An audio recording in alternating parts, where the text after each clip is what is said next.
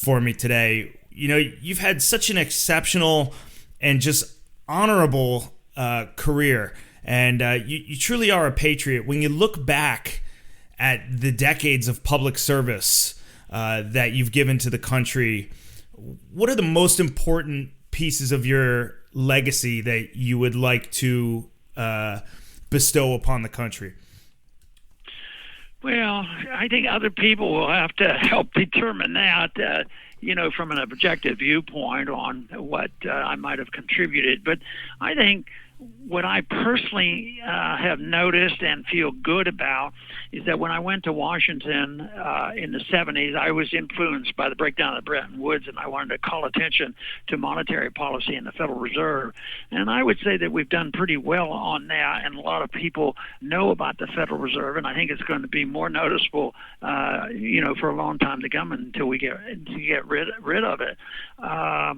But when we even got the bill passed twice to audit the Federal Reserve, and believe me, in the 70s, they thought that was really crazy. Although that we had that major crisis in 1971, there was no relationship to that crisis and monetary policy and what the Fed was doing.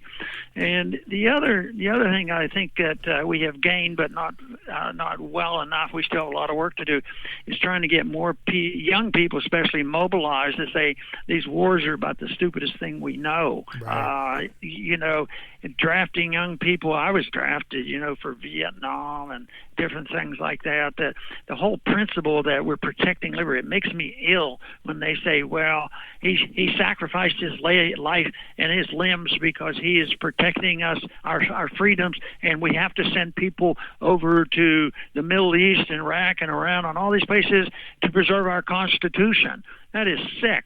And that kind of comments, all these people pontificating at the hearings, over impeachment, how they talk so soberly about the Constitution, or we have a constitutional responsibility. That is so sick when 9 times out of 10 or more they vote against the Constitution. Right. So that's what is needed is more education, and that's why your program is so important, to keep reaching out, and that's where I get encouragement, because I don't know how many people you reach, but I know it's more than you know about, because people spread a message, and even with all these shortcomings coming up with the internet and social media, there's still benefits there. We still use it, but we are always threatened by the social media being in cahoots with the government and undermining our liberties.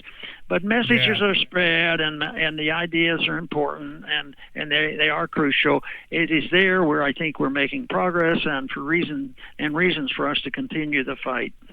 Yeah, and Dr. Paul, nobody's ever going to be able to say that you voted, that you went out and said one thing and then voted differently, because you have been a beacon of consistency to your message, and I think that's what makes your public service so honorable. And on behalf of the nation, I thank you for that. I'd also like to say thank you very much just for taking 20 minutes for me today. It was wonderful to speak to you, and I hope in a couple of months maybe we can catch back up again and talk about things heading into the election. Thank you, Chris, and we'll do that. And thanks for having me on. All right, Dr. Paul, take care.